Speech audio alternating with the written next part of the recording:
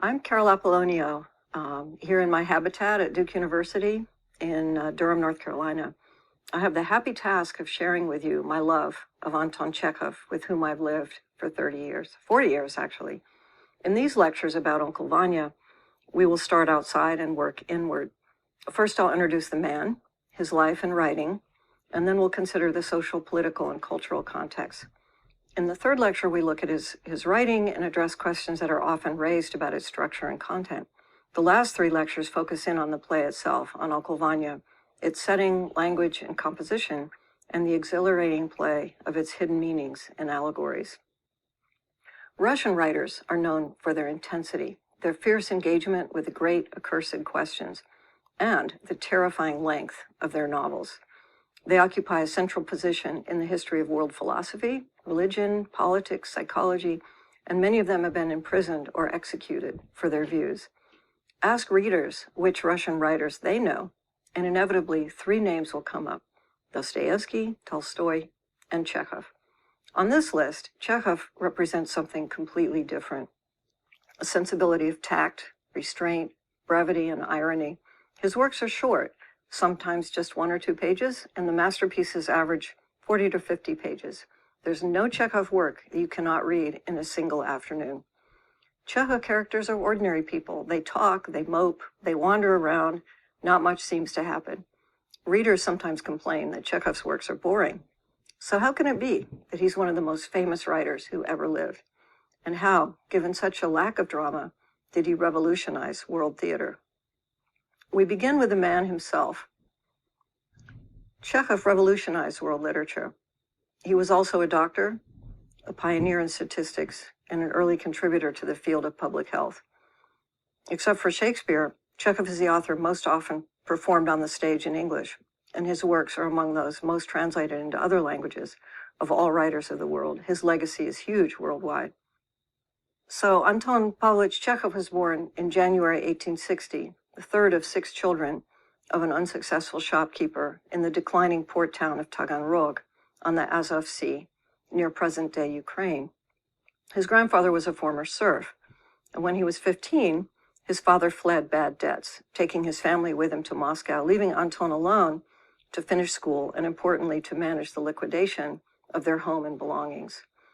Incredibly, this teenager was called upon to take care of himself, and at first, one younger brother managed his schoolwork and even send money to the big city.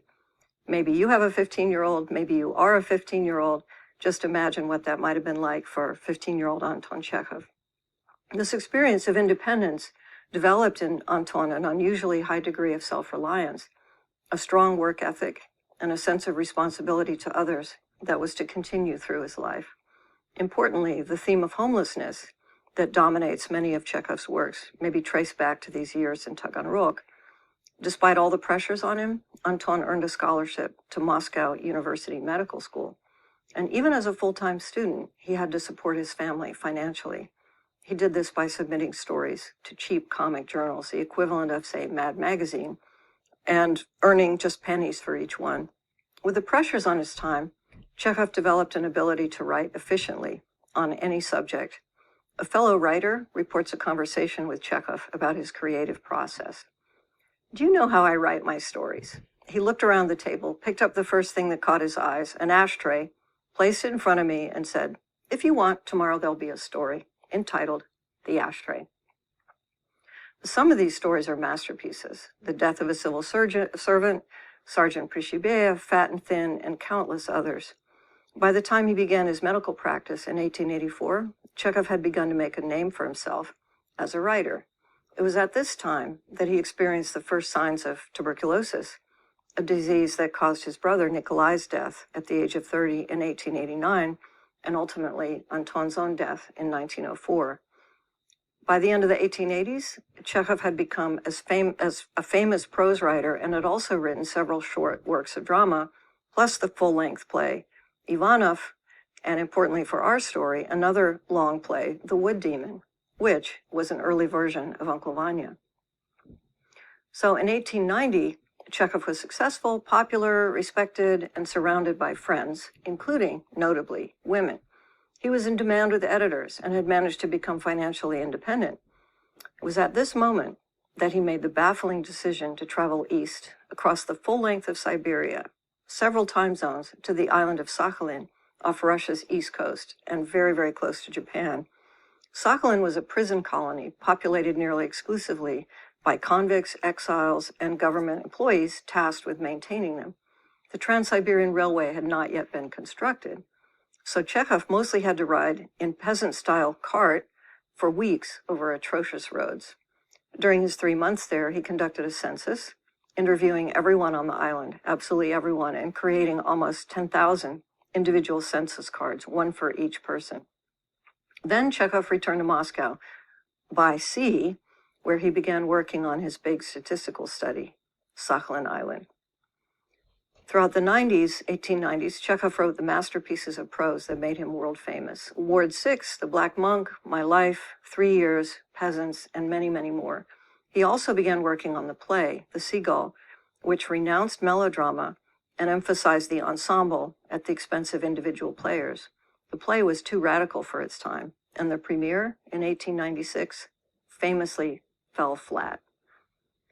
In 1897, Chekhov suffered a major lung hemorrhage, had to acknowledge his tuberculosis, and relocated to Nice in southern France.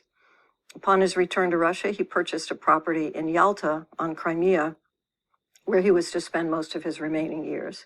In the meantime, an energetic troupe formed the Moscow Art Theater with the goal of performing innovative new plays. Their sensitive interpretation of The Seagull in 1898 was a smashing success. Soon, Chekhov gave them Uncle Vanya, rewritten from the earlier play, The Wood Demon, which premiered in 1899. His other two major plays, The Three Sisters and Cherry Orchard, followed in 1901 and 1904. Along the way, Chekhov married one of the theater's lead actresses, Olga Knipper. In 1904, his tuberculosis drove him to a spa town in Germany, Badenweiler, where he died on July 15th.